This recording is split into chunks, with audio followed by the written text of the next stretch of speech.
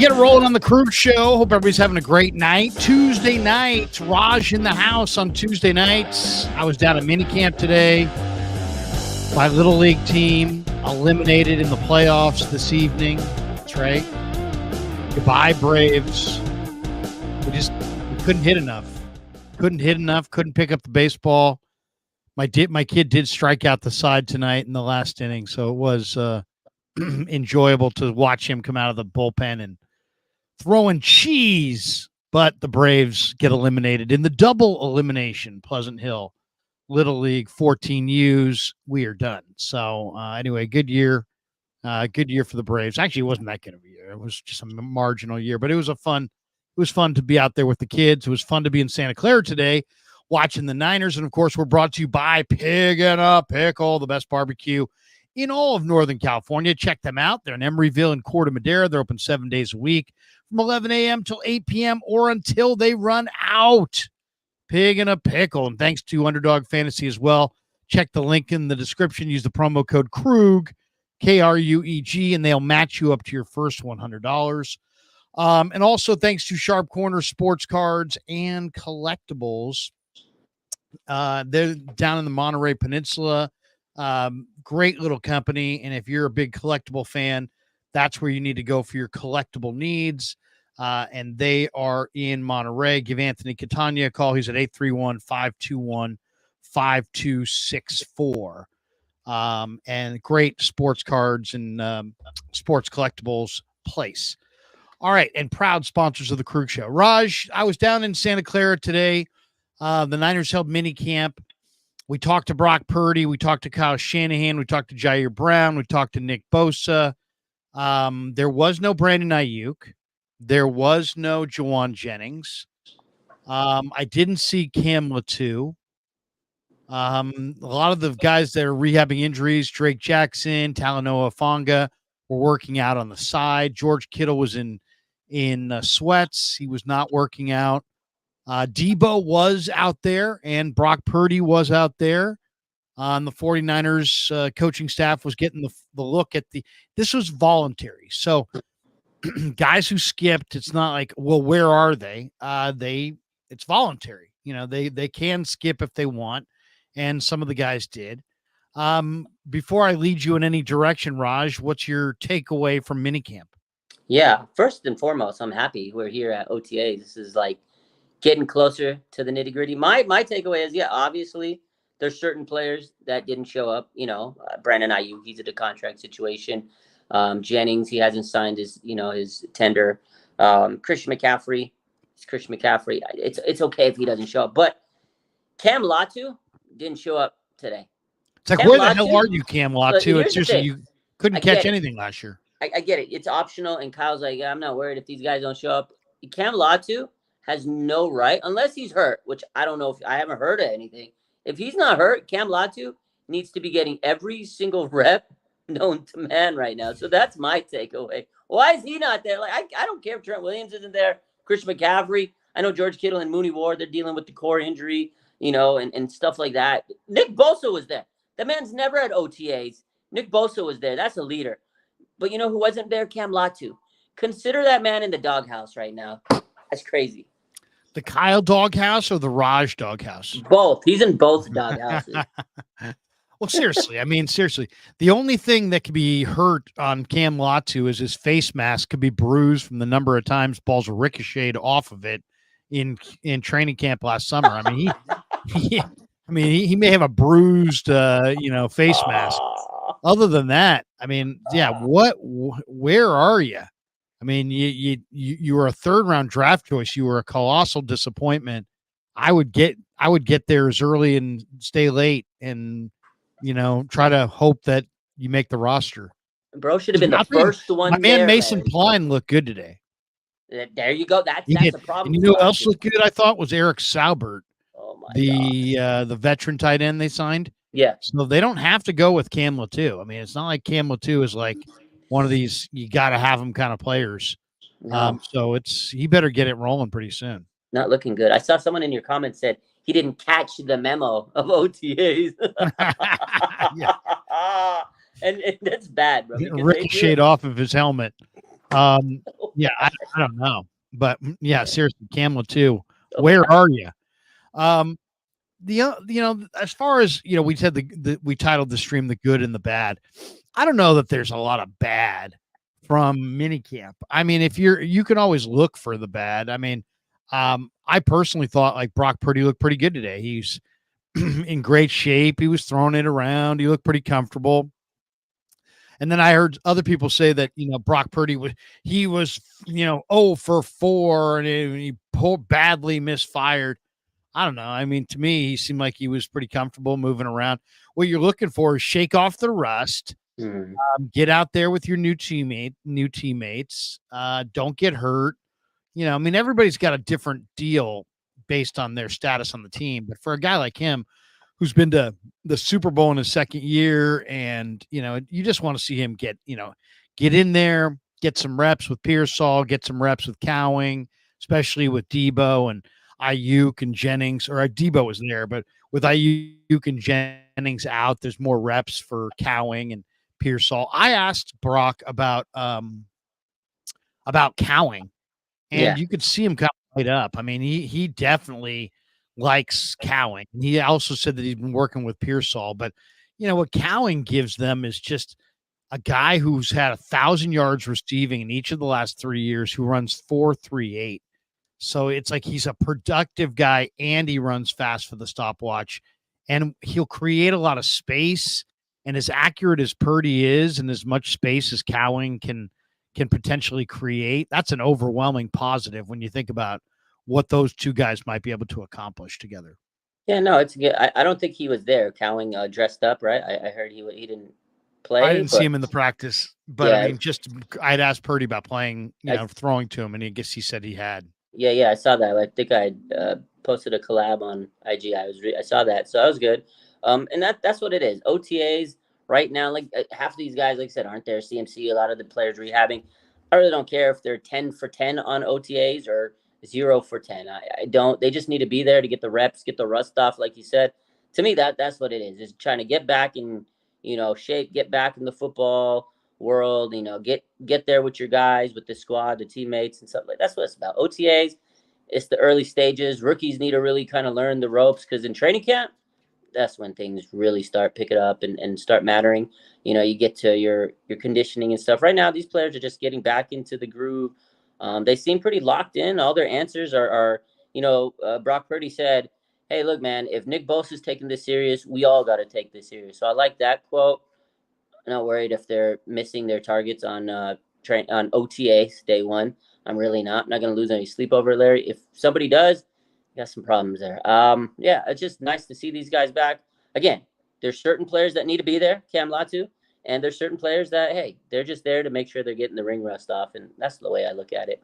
One of the surprising moments I thought from the Shanahan presser was Mayoko started the presser by asking him if he was in any way disappointed, discouraged, or whatever about the schedule, No, yeah. the lack of the negative rest days where the 49ers have the worst rest, ratio of any team in the NFL. And Shanahan, who's like, obviously is takes every aspect of football seriously. He's like, not that big a deal. I'm like, I was shocked. I mean, the Ravens and you are both contending for the Super Bowl, and they will have, compared to you, 37 more days of collective rest over a 4-month football season. 37 days over 4 months seems like an enormous advantage. And yet Shanahan was like, it doesn't, it's always, sometimes it doesn't play out that way. And some of the times this factors in and that factors in. It made me wonder if like the league just put out a, kind of a internal memo of just like, the schedule cannot be changed. It's not to anybody's advantage to say anything negative about it.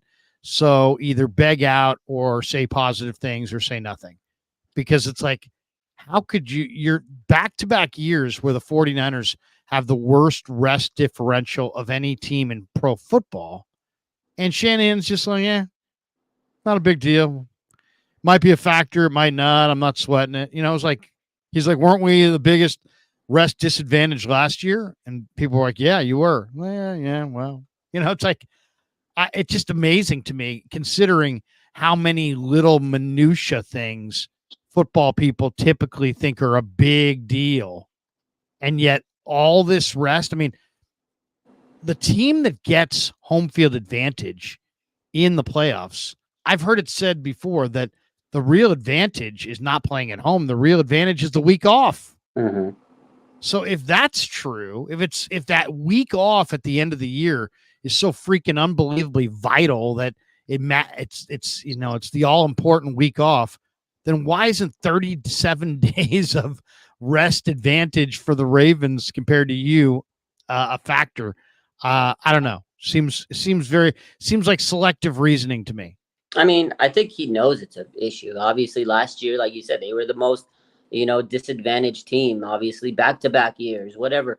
But there's nothing Kyle can do. Like, he can't cry over spilled milk. I'm sure he's pissed. I'm sure he's like, I'm sure the players are like, dude, what the heck? Like, we're as fans, we're pissed, right? Like, we talked about this before the schedule, me and you brought that up, and the rest factor. All these teams coming off a bye week. Like for us, we understand how tough it is. The players, I'm sure they do.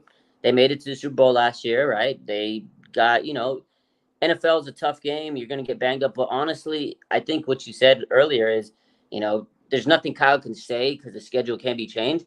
So you just got to deal with it. It's kind of like tough shit. It sucks, though. Like, honestly, it does suck looking at the schedule and be like, man, we're at a disadvantage. But well, and it is a factor. It is. If you looked at the Chiefs last year, they had a rest disadvantage in 5 games. They went 2-3 in those games, and went 1-4 against the spread. In the rest of their games, they kicked butt and covered like 80% of the time.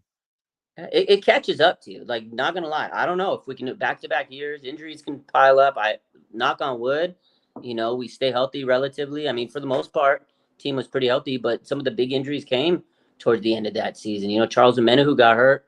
Or not Charles Omenihu. It was who's the other? Clelin Ferrell. Sorry, he got hurt last year. Ferrell, yeah. And then Dre Greenlaw got hurt. Charvarius Ward played through the core injury. George Kittle had the injury. So towards the end, it did kind of catch up with them. But again, I don't think Kyle has any. He can't sit there and cry and pout to Roger Goodell. He's not going to change it. So it does suck, though, man. I wish the league wouldn't have done that. Back-to-back years is kind of crazy. It is kind of crazy back-to-back years. So it was good to see Dobbs today. Saw Purdy and Dobbs and Brandon Allen and Tanner Mordecai, and I thought Dobbs really does move really well. I mean, for a guy who's got pretty good height too, he's a great athlete. I mean, you can just see just the way he moves around. And so I thought their quarterbacks looked interesting. I thought their receivers, even without Ayuk and JJ, a lot of depth at receiver, a lot of depth at running back, even without McCaffrey. I think the one thing that kind of jumped out at me too was that the 49ers have a lot more quality depth options on the offensive line. Now, I don't know if any of those guys are going to start right away. Maybe Pooney, maybe Drake Nugent. We'll see. You were mentioned before that Jake Brendel's got knee tendonitis and he's going to miss the OTAs. That's a big one. Do you think the Niners go to training camp with the exact same starting 5 offensive linemen that they finished in the Super Bowl? Or do you think that Pooney or Nugent or maybe Kingston or maybe even one of the veterans slides in, and by the time we get to training camp, it's not the same 5 guys as last year? I mean, I'm sure there's going to be players that are going to compete. They added a few offseason, acquisitions, but I don't think any of them are good enough to take down who they have at all line. The only one I could see maybe taking a spot is Pooney. I think he has a legitimate chance to take that right guard spot, but Feliciano's a dog, 10-year vet, and I think he's going to be hard to beat out, Unfortunately, towards the end of the season, he did get hurt. They had to take him off that in the Super Bowl. He missed some time, and as a costly loss. And I think Feliciano really proved himself last year. So I do think Pooney is a guy that could come in and try to compete. Now, also the Jake Brendel, situation, to me, that's a big thing. I don't know if Nugent's going to be good enough right away as an undrafted player to slide in and be a starting center. Kyle loves, Brendel, how he First fits. team All Big Ten though last year. I get it. I know, and I watched a lot of Michigan games. You didn't hear his name, so obviously he was doing something right. But Jake Brendel, man, he worked his way up. I feel like the roster spot that could be up for grabs is center. Maybe Pooney could play inside because he's very versatile.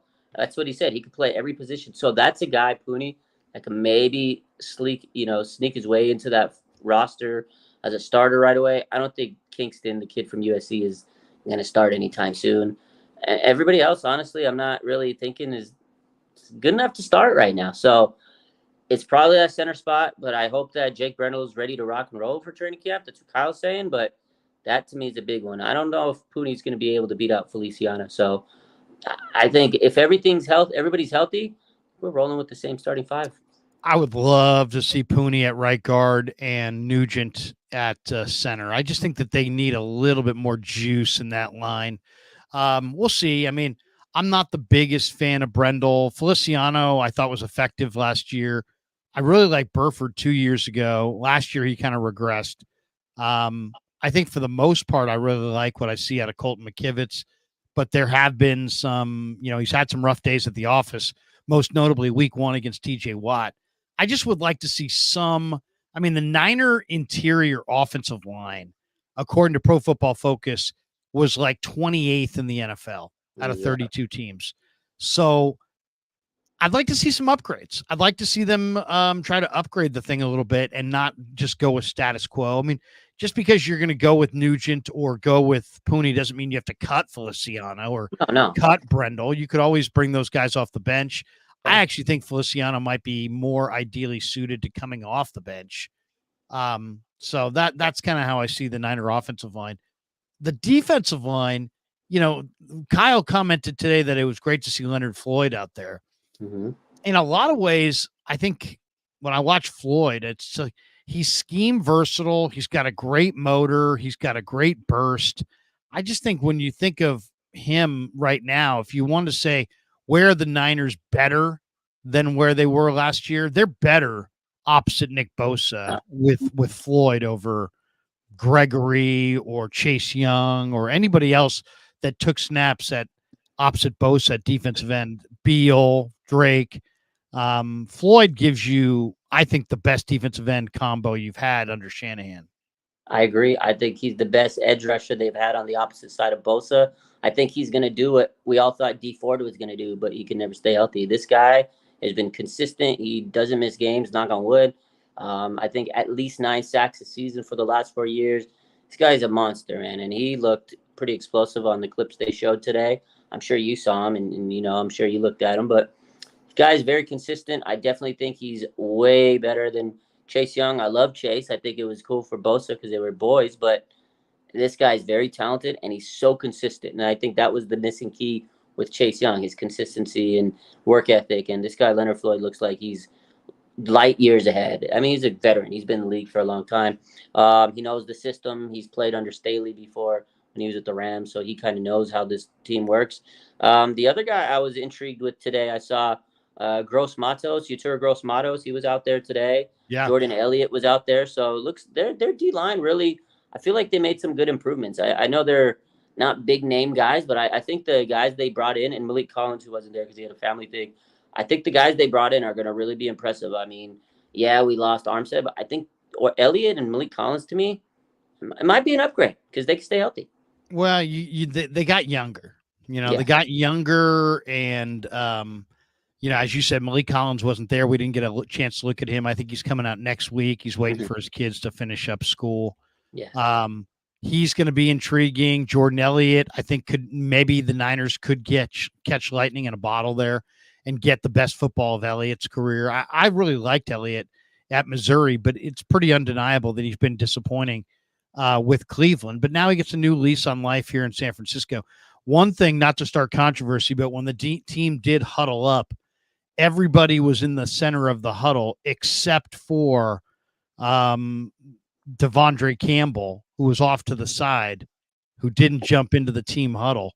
I wonder if he feels a little funny on the first day yeah, as a former Packer and a guy who's competed against the Niners, just immediately jumping in the huddle. I don't know. I didn't get a chance to talk to him about it, but I did notice he was the only player that wasn't in the huddle when the team huddled up was Devondre Campbell. He came running over, but then ran off to the side and never joined the rest of the team. I think you're looking into it too much. The other day, I don't know if you saw him. He wants out. No, no. No, I'm not saying that. I'm just saying, coming over, maybe it's maybe he wants to ease into it a little bit. Maybe an easy trend, but I don't know. I don't think so because check it out. So when he signed with the Niners a couple of months ago, so he went crazy on Twitter. I don't know if he went on he was tweeting like crazy. He was talking about how I got a few of the tweets. He goes, the organization didn't even call me to ask if I wanted to take a pay cut. They just released me after going into the media and saying me and Aaron Jones were a part of the future plan. Like he was like ripping. He was like, this is the truth. He goes, there's so much I could say, but for the longest, I just kept myself and kept taking the blame. Like it went on, like post tweet after tweet after tweet. The other day he tweets, and this is a couple months after the free agency period. He goes, I can't even lie. I'm having so much fun playing football again.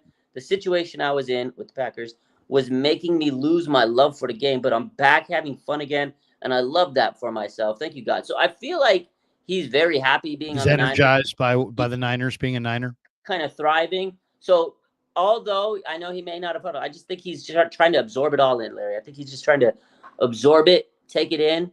He's happy. He's got a new lease on life. And why wouldn't you want to be on the Niners, right? You're defending. Well, it's a tall task to replace Dre Greenlaw. But you're talking about a team that's got Super Bowl aspirations and a pretty damn good linebacking core and a great linebacker coach and Johnny Holland. The Niners have a lot of positive things, and they've done a nice job at eyeballing good linebackers, which leads me to my next question. What do you think? I mean, is Campbell going to be the starter opposite, Warner all year? I don't see Greenlaw coming back anytime soon. I mean, people talk about, well, he may only miss 6 weeks. In what universe can a guy rip out his Achilles in February and be back in October? That's just outrageous. I mean, I just can't. I hope that's a right estimate, but I don't think so. If you said to me, when will you expect him? I would say definitely in December. I mean, it's gonna take a while. He hurt the thing in February. Yeah. He's got to be out at least 10 months, I think. At least, I mean, it's a tough injury to come back. We saw maybe misses the whole year. I mean, we saw Aaron Rodgers come back like crazy, and Dre Greenlaw, he's built different. We say that a lot, but I don't know. I think he could come back mid-season. I mean, if you want to be safe, because you don't want to rush him back to get a re-aggravation or re-injury. But I think Campbell will start until the day Greenlaw is ready. The day Greenlaw is coming back, sit yourself on the bench, Campbell, because this is Dre Greenlaw's time to shine. The guy's a dog.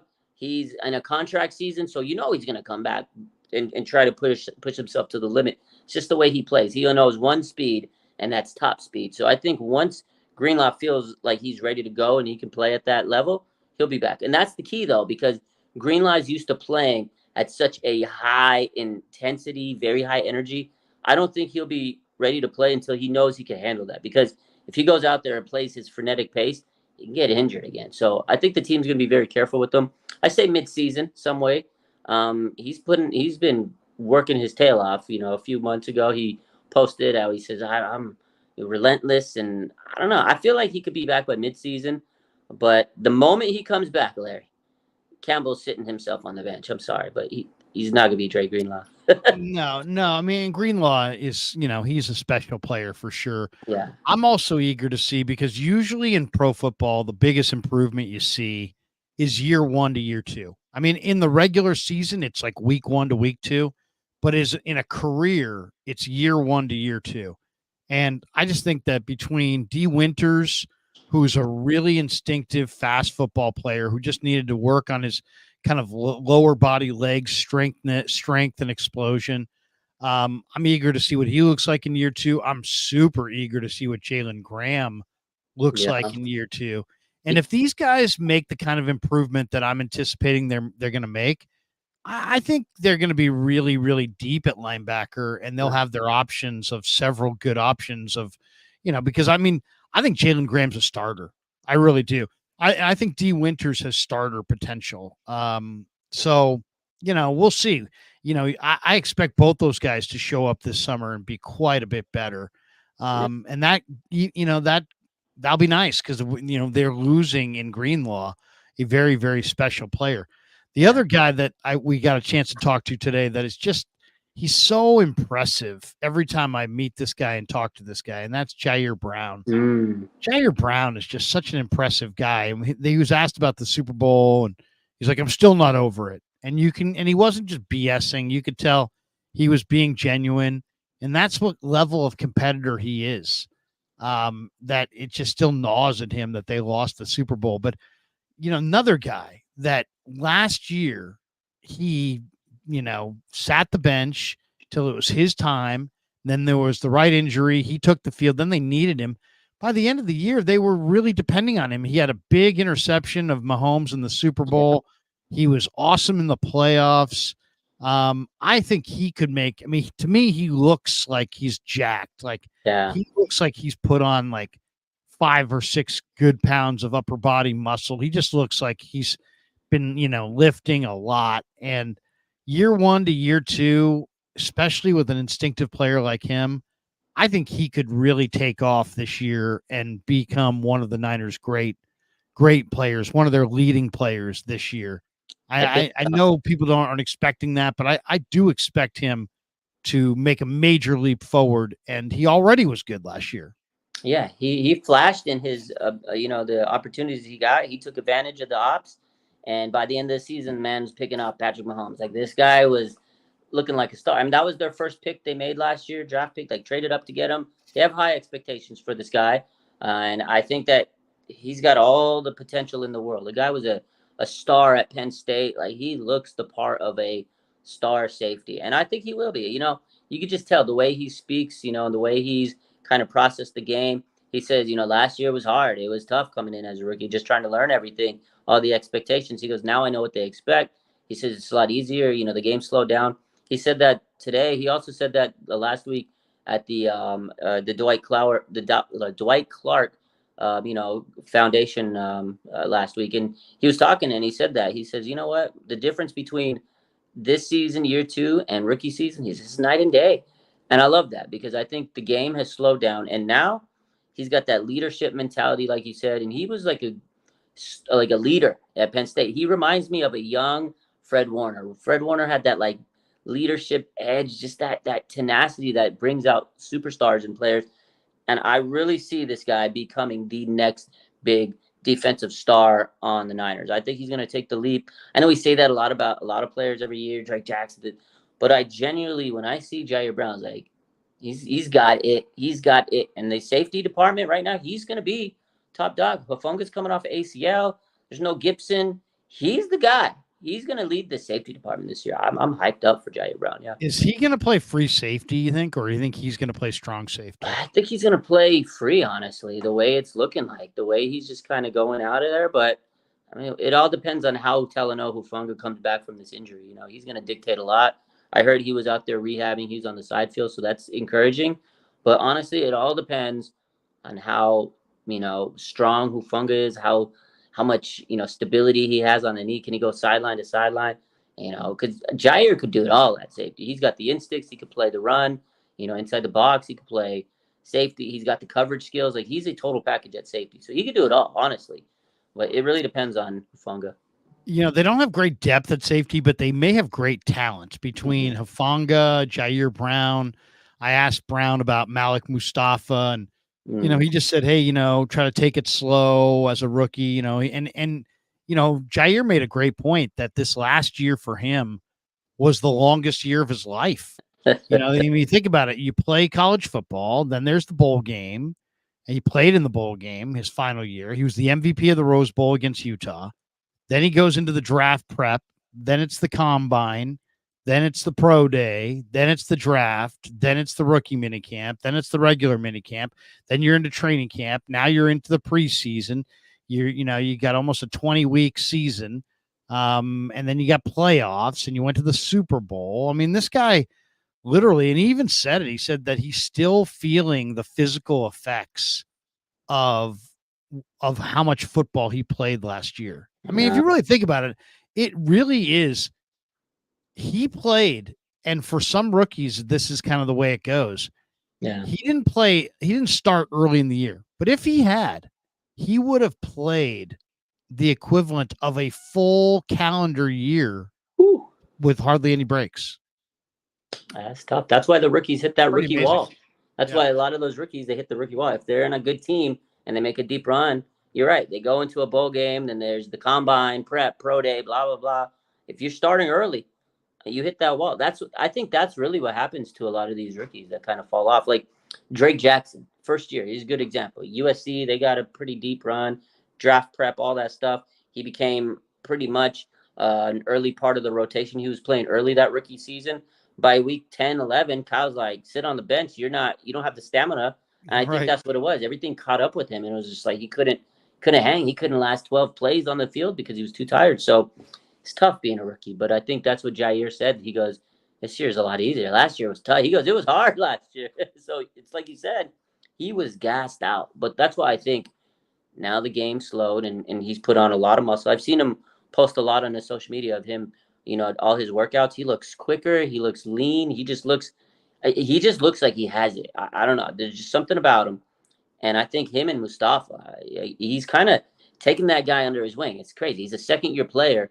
He's already acting like a veteran. That's why I say, like, he's got that mentality that you want in a star player. It's exactly how Fred Warner was. He would take players under his wing, and you're like, how's this guy doing? He's a second year. How does he know it? But some people have that it factor, and I think Jair Brown has it. Where are the 49ers better for sure than they were last year? Where on the field, when you look at their roster top to bottom, where could you point to and say, you know what, they're better here than they were last year? I mean, definitely, I think edge, defensive line. I think they improved at defensive line. Like we talked about Leonard Floyd. I think that's an improvement. Honestly, I think wide receiver depth. They got a lot of wide receivers. I was having this conversation with someone today. Like, okay, you got Persall, you can have IU, you can have Debo, you can have Jennings, you got Cowling, you got Trent Taylor, you got a lot of these guys. Ronnie Bell, Chris Who are Conley. they going to cut this year? So I think wide receiver depth looks fantastic. Obviously running back depth too, because you added, Isaac Garendo, you added the undrafted kid Cody Schrader, and you still have J.P. Mason, who should be better. Elijah Mitchell's the odd man looking in, and then of course CMC. So I think the offense weapons look a little bit improved. Defensive line. Now on the flip side, offensive line, like you said, needs to be upgraded, and I don't think they upgraded enough, which I think was their big hole, and they didn't address it. I think linebacker took a hit with the Greenlaw being down, but as you mentioned, they have great young linebackers. They got a great linebacker coach, so I think they'll be okay. They're one of the most talented teams at linebacker, so it's a wash. And then the other position where I feel took a huge hit is tight end, man. Again, Cam Latu needs every rep he can get. So I don't know. I'm a little not too thrilled about the tight end spot right now and offensive line. Everything else I think is at least as good, maybe a slightly better. Cornerback looks like they got some good depth too. Yeah, I would say to me, they look a little bit better on the back end because I think Renardo Green, Malik Mustafa, that right there, I think you're adding two good young players who are both kind of feisty and physical. I think that's you've added two nice players to your back end. So that's big because I think you needed more talent back there than they had. And I think they added definitely some depth to both offensive and defensive line, and definitely depth at running back and wide receiver. Yeah. The question I guess I would have would be like, are you good enough at tight end as you sit right now? Seems like they really are leaning so heavily on George Kittle. If Kittle has any kind of an injury and they were forced to go a month, playing with their backup tight end, I mean, that would really hurt. Yeah. That could really, because there's a major step down from Kittle to whoever the second tight end is. So that's kind of a concern to me. I'm definitely concerned about losing Greenlaw when you factor in what he meant to the run D. I just overall between Hufanga who's, tore the ACL. He's working his way back, but who knows when. Greenlaw, who was just an awesome run defender, and then Armstead, who was probably their best run defender, defensive lineman. How are the Niners going to be really struggling to stop the run, or are the guys that they brought in going to, fill the bill and be good against the run? To me, that's a big question, because they really did struggle to stop the run in the playoffs. They did, and you know what though? I think they will be at least the same. I mean, I think they'll be better against the run, because I know Armstead was so good against the run. That was his thing. He missed a lot of games last season. So in playoffs was a different story. But again, he played coming back from a major injury, and as we found out, he played through a meniscus injury in the playoffs. So maybe that was part of it. You got Collins and Jordan Elliott. I honestly think they're going to be very helpful in this run defense. Now I know Greenlaw is a big loss, and Hufanga, hopefully he can be back to his former self. I think they added enough guys where they can kind of neutralize where they were. It's up to Sorensen and Brandon Staley to really figure out how they can stop the run, because you're right. Towards the end of the season, it was kind of embarrassing how they got ran over by every team. So definitely an issue. And I do agree with you. Like, as I mentioned, cornerback was an upgrade. I'm really hyped up, as we talked a couple weeks ago. Renardo Green, that guy's physical. I heard some stuff. How did he look today in training camp? Was he? He didn't stand out to me. But the defense, I mean, I was on the side of the field with the offense. He was working out on the other field. But I mean, I'm eager to see what he looks like this preseason and this summer, because he's a hyper aggressive player who kind of out hits his body. In that way, he's kind of like Jimmy Ward. Jimmy Ward would really come up and deliver big hits. Well, this guy does as well, and he's only about 185 pounds, 190 pounds. So, I'm eager to see what he looks like on the field. But as far as, coverage and hitting, and is he as physical? I mean, at Florida State, he was a very physical defender. Yeah. What's he going to be in the NFL with the Niners? It's hard to say. But to me, Mustafa at safety and Green at corner. And I agree with you wholeheartedly on the depth at corner between Isaac Yadam and Rock Yassin and Luter and Womack and Thomas. And, they do have a lot of numbers at corner. So they're a little on the thin side at safety. They could probably use an extra safety. But, man, they sure have, the goal is to wind up with 5 or 6 good corners. And they probably have 8 or 9 in their camp to choose from. So that's a good sign.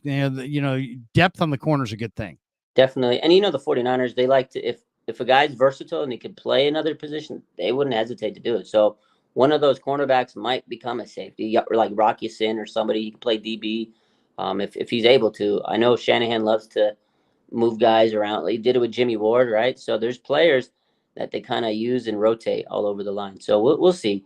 I do agree with you in terms of George Kittle. I love the guy, but he's not getting any younger. And if he gets hurt, I don't know what the hell they're going to do at tight end. He's coming into this training camp off of core muscle surgery, right? He had the same surgery at the same place as Mooney Ward. So it's not like he's coming in super fresh, healthy. I mean, I hope he could stay through the season healthy, but they use Kittle to do a lot, blocking, catching. He's a super tight end. And, I mean, if he misses any time, oh man, it's gonna be tough. But again, they're gonna make a tight end acquisition. I was reading a Bleacher Report story yesterday on players that potentially could get cut or traded or released somehow this summer, maybe at the cut down. And there were 2 or 3 tight ends on there. One was Mo Alley Cox with the Colts, who's a free agent at the end of the year. He's got no more guaranteed money left on his deal. They're really deep at tight end. They're trying to get Will Mallory more snaps, the former Miami Hurricane. So that could be Mo Alley Cox could be available. Some people think Darren Waller, could become available, that the New York Giants, that he may either retire or they may move on from him or they may cut him. The other name was Harrison Bryant, who's now with the Raiders, but then the Raiders signed him in free agency and then went out in the draft and took Brock Bowers, and they have Michael Mayer. So a lot of speculation that, with Bowers and Mayer there, that Harrison Bryant may get cut. And if he's cut, I mean, he definitely is better than what the Niners have right now. So Absolutely. there's 3 tight ends right there that could be on the market this summer. Go get me go get me Darren Waller, and I'll be happy. And go get me Darren Waller. I think that'll be good. I'll tell you another guy who I saw who could be available this summer, and I would be like, go get this guy, and I think you could be a whole lot better, is Jimmy Ward. There's a lot of speculation that the Texans may move on from Jimmy Ward and that he may be a cut down guy. They drafted really well this year. Yeah.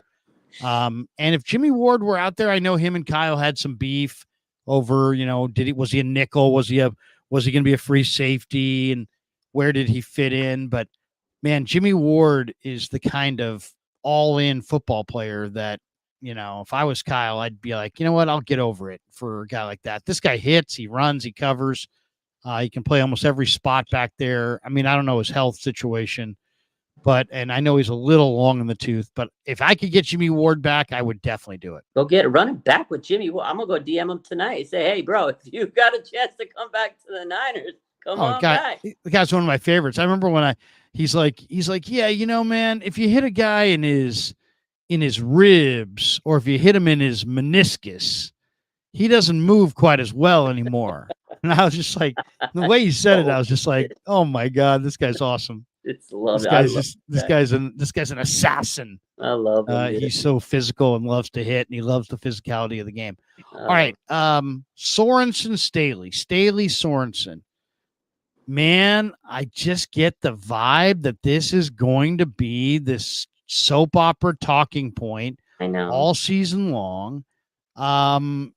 It's the setup is weird. The guy who has no experience has the final say. The guy who's a proven coordinator is just now the assistant head coach in charge of defense. These are nebulous titles. Who responds to who? Who's got more clout? Who's got more control? If the shit hits the fan, who's going to take the blame? I mean, I just think that this seems very soap opera-esque, like a soap opera talking point. And I could see this becoming the every week, Sorensen versus Staley. Did you see what Staley said? Did you hear what Fred Warner said about Sorensen? Did you see the look that Staley gave Sorensen after Sorensen? It's going to be bad. Raj, I'm picturing a disaster. I kind of feel the same way. I think if the Niners defense is struggling, I think they're going to say, okay, we can get rid of Sorensen. He doesn't have the experience. Let's just roll. I really think that Kyle wanted to hire Staley, but because Sorensen knows the defense, he's part of the team. It was the right thing to do. You hire within. He knows the scheme. You didn't want to change it because Staley runs a different defense. Why would you bring in another guy to be the assistant to the defensive head coach? Like, it just makes no sense. I hate the whole situation. You got 2 defensive coaches. Kyle's like, all right, just go over there and figure it out, guys. Don't bother me. I know a lot of fans would have hated it. Should have just hired Brandon Staley. Bottom line, still on the team. I think if Kyle really likes this guy, it doesn't matter what we think. If that's your DC, you should have hired him. Because I don't know. I get it. Sorensen's young. We got to give him a chance. This is his first time as a DC. I'm just not sold on the guy. I don't know. This is a Super Bowl team. Is he a Super Bowl caliber defensive coordinator? I don't buy it. I don't know. I don't want to prejudge it and say he's not. Yeah. But at the same time, the setup is weird. Yeah. It's like here, the guy with no experience has the final say. The guy with the experience and the success, but in a different scheme, is there looking over his shoulder, and he could help out, but I don't know. It's weird. And it just lends itself to, if the defense doesn't play well, who's to blame, So, and then I can already see all the people Sorensen's looking over his shoulder. I feel that too, man. Maybe we're looking too much into. Maybe he's gonna be so great. I want him to, but I don't know. I'm not buying. I don't like the vibe. You have 2 guys doing one job. It just, to me, that never goes well. To me, it doesn't go well. No, I'm with you. Who is, in your mind, the most exciting new 49er? Who are you most? Like you're going to be at training camp. I'm going to be at training camp. Yeah. We're going to be out there sweating. Mm-hmm. Who Yeah. are we? Who are we going to be saying? Did you see this guy? I mean, did you see that? I'm you really, see who's the guy that we're? And if we ask if you, and not only who do you want to see, but if you were speaking for Niner fans, because you have a good pulse for Niner fans, yeah. who do you think Niner fans are most excited about acquisition-wise this offseason? I think there's two of them. I think offensively, I mean, Ricky Pearsall. Anytime something news comes about a Ricky Pearsall, people are. I mean, he was their first round pick. They haven't had a first round pick in 3. I think Ricky Pearsall is a guy people really want to like. Oh my god, this good. Anytime I post about him, okay, he looks good. Is he going to be the guy? Like, what's he going to do with Brock? I think Ricky Pearsall is one guy I'm super excited to see what the hype's all about. You took him in the first round. There was a lot of positions that we could have used. He took a wide receiver, so I'm excited about him. And I said him earlier, Leonard Floyd. I'm so hyped to see this man because like we said, I think he's the best edge rusher they've paired with Nick Bosa, and I am hyped out of my mind to see this guy. So I think those two guys. Yeah, I would say so. I mean, I'll say this for me. I'm really eager to see Jordan Elliott. I just think Jordan Elliott has always had great quick feet and huge talent. I mean, huge talent, like first round draft choice talent. And he hasn't really fulfilled that potential. But man, that you can see that talent. He's still 310 pounds and moves really well. You know what I mean? So I think he might be a surprise on the defense. And offensively, I'm going to say Cowing. I think Cowing, when you've got that 4.3 speed and you're, a productive receiver, it seems like it's really rare. It's like you have two kinds of receivers. You have the receivers that run really fast and then the receivers who catch really well. And it's very rare that they're the same guy. But with Cowing, he is the same guy. I mean, he catches really well and he runs really fast.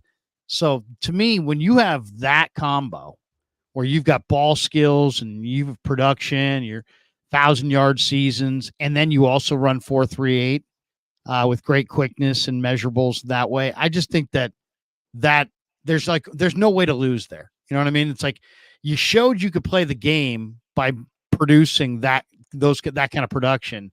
And then you showed that you were an NFL caliber athlete when you went to the combine. And now it's just a matter of get out there on the field with Brock Purdy. I think Purdy to Cowing is going to be a very, very electric combination.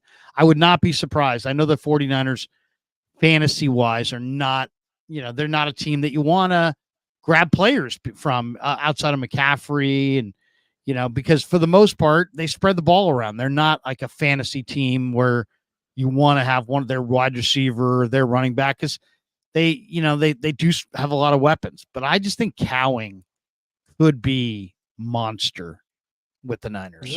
All right. Let's see. I'm excited to see. I'm ready to roll. I can't wait for training camp so we can be sweating and seeing all these players and everything. So, who stood out to you today, Larry? Like, if from what you saw, is there any standouts, or if there was any?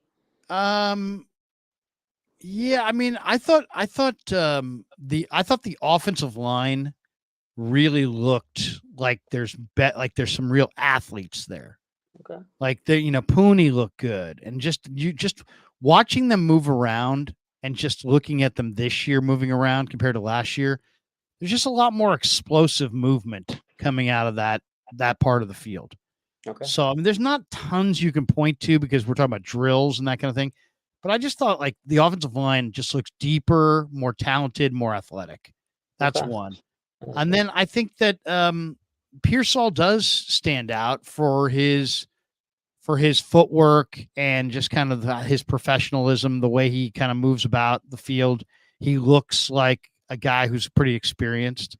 Those guys, that's what pretty much stood out to me. I would say that was it. I mean, I didn't see the D-line drills up close, but I'm thinking that, Shaquille Brown, Evan Anderson, some of the back end of the defensive line is going to be really interesting to see how it's kind of decided this summer because Evan Anderson's a gigantic two-gapper with tons of strength, and Shaquille Brown's crazy athletic at 295 pounds. There's some interesting prospects there on the back end of that defensive line. Okay. So I think some of those guys are going to come of age. Other than that, I would say, Garendo, to me just looks like, I don't know. I mean, I don't know what he is, but he just seems like he's going to be a difference maker because he's so big and so fast. It's like, is he a receiver? I mean, he's a really good receiving, big running back who can block. So he's intriguing. He's really intriguing. I like it. Yeah, it's good stuff all around. All right, let's hit two supers and we'll jet here, and you can read them for us here. We have got what's this one?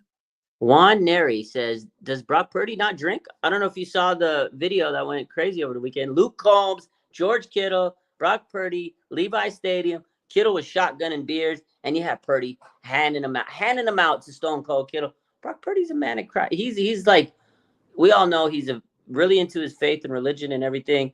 I don't think he drinks. He was making sure Kittle had his moment. I don't think. You don't think he drinks at all? I don't think he drinks at all. Really? I think he was happy to see George Kittle have his time and do what he had to do. He was his hype man. He's here, have another one. Have another one. He was handing them out. Brock Purdy's having fun, isn't he? He loved it. I love it.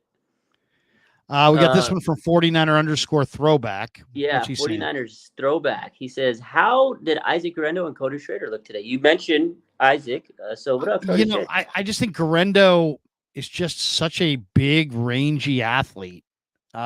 He's just, he's long, he's fast, he's powerful, he's impressive. When you watch him in person, you're like, wow, this guy could help them in a lot of different ways. I mean, he might be a receiver. He might be, maybe a little bit of Ricky Waters. I don't know. I mean, he's an interesting. It's a good comp. He's an interesting guy because he looks like a fullback. He has a fullback number, but he's got the speed of a game-breaking running back. I like it. I like the comp. Ricky Waters. Yeah. Okay. And Cody Schrader reminds me a lot of Blake Corum. The more I watch Cody Schrader, the more I see Blake Corum. They're both 5'8", 5'9", compact build. They keep the legs churning. They're great. They take great angles. I loved Blake Corum, and I really wanted the Niners to get him. And then ever since the draft, every time I watch highlights of Cody Schrader, I see Blake Corum. They're very similar players. They're very, very similar. And we got the Walmart version. I love it. Yeah, exactly. Go, baby. And we got this one too from Blood Moon. Thoughts, predictions on super cuts. On supers cuts. Super cuts. It's a decent place to get your hair cut. I mean, yeah, you definitely want to tip. On cuts, on surprise cuts, maybe. Surprise cuts. That's probably what it meant. Yeah. Well, okay. So let's just quickly go through it. I think there's a chance Tanner Mordecai beats out Brandon Allen. I think there's a chance. I think Tanner Mordecai looks pretty good to me. Even in this setting, he looked pretty good. Wow. So that would save the Niners a little bit of money. That could be a surprise cut, Brandon Allen. But also, Brandon Allen could wind up being the number 2 quarterback and beating out Dobbs. So, I mean, anything could happen there. But I think that's a spot. Running back, do they, is Garendo a fullback? Is he a cheaper replacement for Juice? At some point, they're going to move on from Juice. That's true. And it seems like Garendo is the kind of guy that I would move on from Juice for because he's fast, he's young, he's powerful. So that, Juice could be a surprise cut. Okay. If wide receiver wise, there's going to be some really good players cut. Ronnie Bell, Chris Conley, Trent Taylor, Tay Martin, all those guys could wind up being cut. That's true. So I mean that's an interesting spot because they're really, really deep there. And then defensive line, I think there's a chance that like Kalia Davis loses his job if Shaquille Brown or Evan Anderson.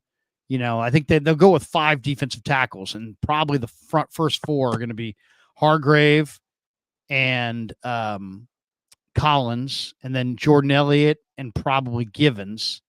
So those are your 4 defensive tackles. They're probably going to keep one more. So if it's Evan Anderson, if it's Shaquille Brown, it could be T.Y. McGill. It could be, you know what I mean? I think that could be a surprise if Kalia Davis gets cut. I think so too. They'll probably end up practice squad, honestly. And maybe some corner. I mean, there's a very good chance that the way it looks right now that Ambry Thomas could get cut. Oh, that's not a surprise. He's getting Larry. You think so? Thomas, I mean, he was a 3rd-round pick. Yeah, he was. So was Cam Latu. Those guys, they got to pick it up. Cam Latu could be cut. Oh, he's definitely getting cut. He didn't show up today. He's getting cut, man. Yeah. We'll be there tomorrow. He better be, bro. Kyle Shanahan 2 weeks ago when he had his press conference, I think it was after OTA or rookie minicamp, and they asked him. Remember we talked about it. They said, well, what about Cam Latu? He goes, is he the number 2 tight end? He's like, no, he's not. He doesn't. He said he needs to come to practice. He didn't come to practice today. He goes, usually you got to practice first. That man is so far in the doghouse, it's not even funny. Seriously. His name's not even on the outside. He's just like in a random doghouse. It's not even his doghouse. Yeah, you can tell. I mean, that's the thing. If the 49ers could add a player between now and camp, somebody asked me, like, what position would I think they would add? It might be tight end. Yeah. I could see them maybe adding a tight end. I could see them maybe adding a free safety. They seem a little thin at safety, a little thin at tight end, very deep at corner, deep at linebacker, deep on the defensive line, though you could always add another edge.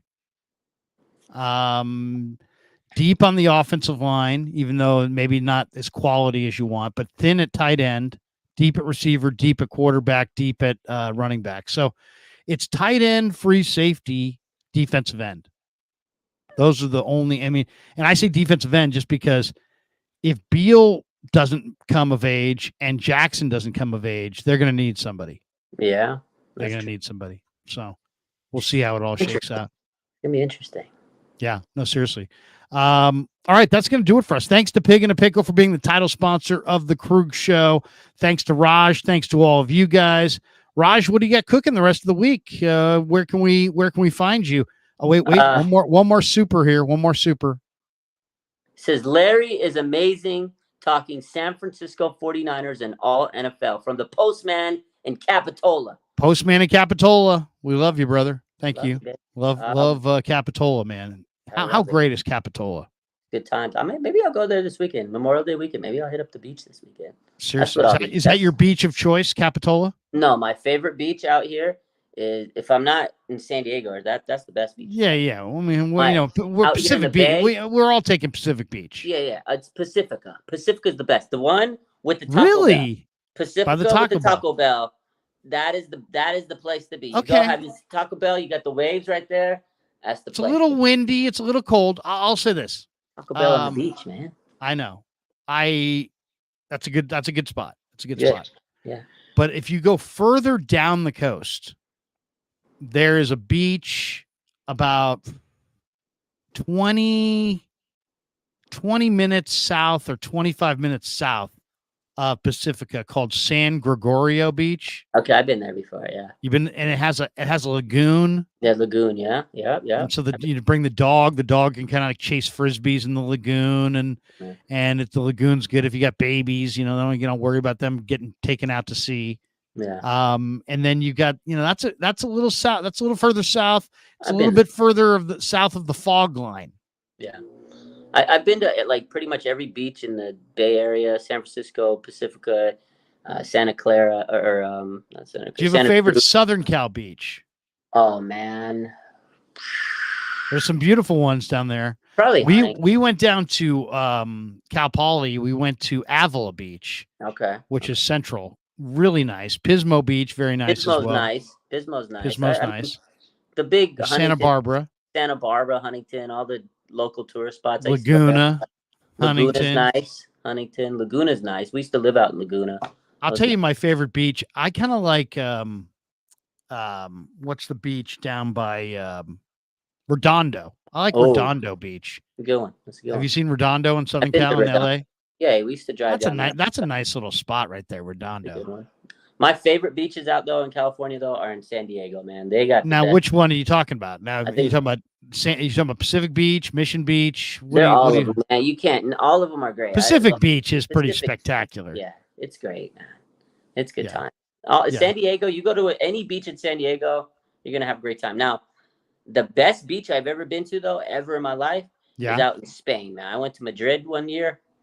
Oh my God, that was the best beach ever of all time. The best beach. Okay, ever. I'll see your Spain and I'll raise you. We stayed at the Westin Hapuna Beach in the Big Island in Hawaii. Okay. White sand, warm water, unbelievable waves. Can't beat it. Madrid might beat it. I don't know. Madrid's pretty damn good. White sand, warm water. Warm water, beautiful people. It's great. Good times. Look at you. Look at you. Good time. All right, that's going to do it for us. Thanks to Raj. Thanks to all you guys. Go Niners. I'll be back in Santa Clara tomorrow. We'll bring you more coverage of minicamp tomorrow. Join me on the Krug Show. Until then, peace. Yeah, never met a man I've been